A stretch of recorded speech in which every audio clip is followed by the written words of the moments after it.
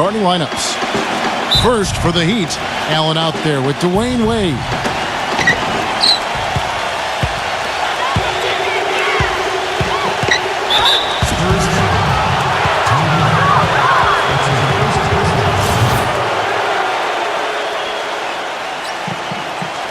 And playing at the 5, the always versatile 6'11" star big man, able to score inside and out, Chris Bosh. Then it's LeBron James, and it's Lewis in at the 4. Then for the San Antonio Spurs, Parker and Danny Green are your 1 and your 2. And in the middle, one of the best ever to man the low block, the big fundamental, number 21, Tim Duncan. Then there's Kawhi Leonard, and it's Diaw in at power forward. Well, LeBron James was probably his best season statistically a year ago. I don't think there's any question about it, guys. I mean, certainly it was his most efficient offensive season. I mean, he had career highs of 56% shooting from the floor and 41% from long range. I don't know if we've seen a player of his size put together those kinds of numbers with the types of shots that he takes. I mean, just absolutely stunning what he did in terms of his efficiency last season. Right now we're going to go to Doris Burke, who spoke with head coach Eric Spoelstra. What'd you find out, Doris? I asked him what they needed to key in on defensively, and he said, well, we've got to limit penetration by Tony Parker. He's really the, quote, head of the snake, and with his floater, he doesn't need to get all the way to the rim to score. It's crucial that we do our best to keep him outside the lane. Guys, that's no easy assignment. We'll see how much success they have defensively. Thank you, Doris. Foul call that time on the way up. That'll give him 2 chances at the free throw line here. And for LeBron James, this season before last, he really focused on scoring in the post. You know, Steve, using his size and strength. And we've seen his field goal percentage climb as a result. The low post work, I think the selection, too. He shoots fewer three-pointers, but a higher percentage. So now, how do you guard the guy? He's got everything in the package. Now here's LeBron. He kicks it to Bosh. The feather touch on the finger roll. Beautiful. Bosh has got his first points in this one. He presents a defender with a serious challenge, always. Duncan. Offensive rebound. Gets it to go. Good to see the ball go through the hoop there. He missed his first 4 shots, so we'll see if that gets him going a little bit.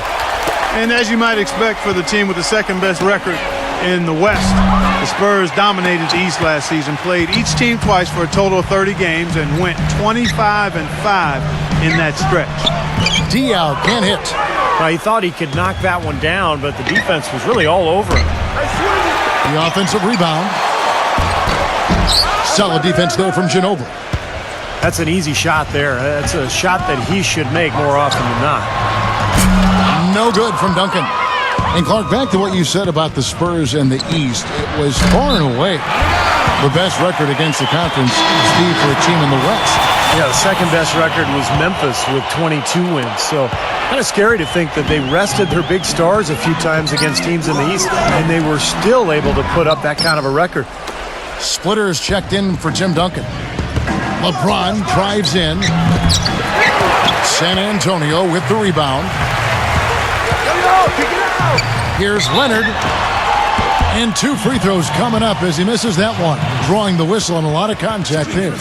Shard Lewis picks one up. Well, Kawhi Leonard taken 15th overall in the 2011 draft. And believe it or not, he's the Spurs' highest drafted rookie since they took Tim Duncan, number 1 overall back in '97. It just shows you the legacy of the Spurs' success over the years.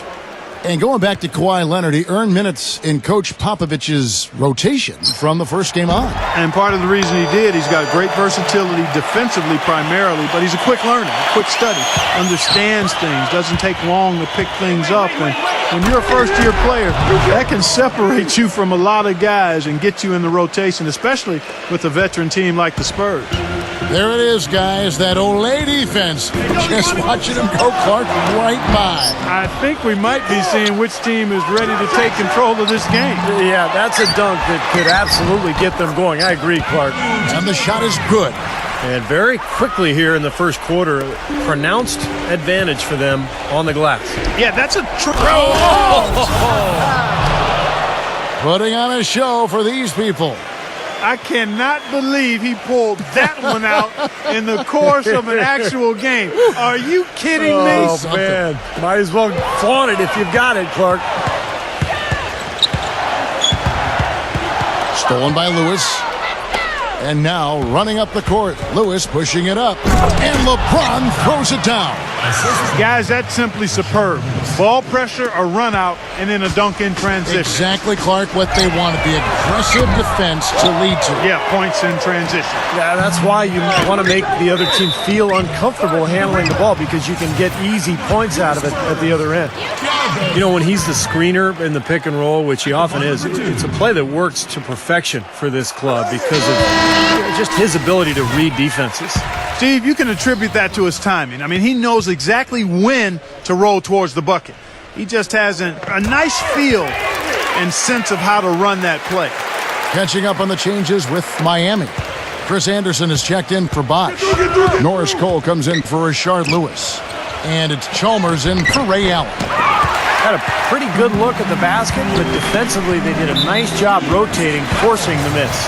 And there's the call on James. That is his first foul of the game. Here's Bonner.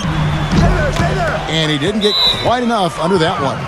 You know, Heat head coach Eric Spoelstra worked his way up from the very bottom in that organization. I mean, he got his start as a video coordinator, and through years of hard work and dedication has really become an outstanding coach. And Miami calls their first time out of the game. And back to Coach Eric Spoelstra as a guy who got his start as a video coordinator, picking the game apart. Steve, he's very comfortable with the new advanced stat movement, analytics in the NBA. Yeah, and I've had a chance to speak with him quite a bit. He says that the way they use advanced stats is just as a conversation piece in the coaching room. Their analytics department will bring them various information, and it will force them to ask questions, which is very healthy for a coaching staff to do. Steve, they've come out with a take-no-prisoners approach on the glass today. Yeah, it's impressive, too. Clark's already gotten them a +5 margin in the rebound column. Oh, my My goodness. Boom! Count it! The only thing crazier than him taking that shot is that he actually hit it. Unbelievable. LeBron with it. Throws it from deep. And it's going to be out of bounds. The Spurs will take it. You know, part of being a championship team is having the talent first and foremost, but then managing the minutes of that talent. The Heat, I thought, did a nice job monitoring the minutes of the big three throughout the season and playoffs last year. Not sure what he was thinking there. That's embarrassing. You think? I mean, come on now. Doesn't he realize there's a game going on here? Not much the defense can do once he gets to the bucket. Spurs trail by 5. As you said, Clark, the big three in their prime, but really, you want them to just get their work in during the season, not exhaust themselves before they make it to the playoffs. I thought, Kevin, along those lines, I thought by the end of last season, Miami was exhausted. And once you try to win a third title in a row, the emotional fatigue and exhaustion really becomes a factor. So this is going to be interesting to watch all year. Well, Heat leading by 5. And it's Cole missing. Here's Ginobili. The prayer from beyond half court is off the mark. Nothing's going right for him right now. He's kind of lost it here in the quarter. Bonner no good. LeBron with it. He has 6. Puts up a prayer. No good. Well, that's another good rebound for him. Hasn't mattered at all that he's given up some inches to a few of the other guys on the floor.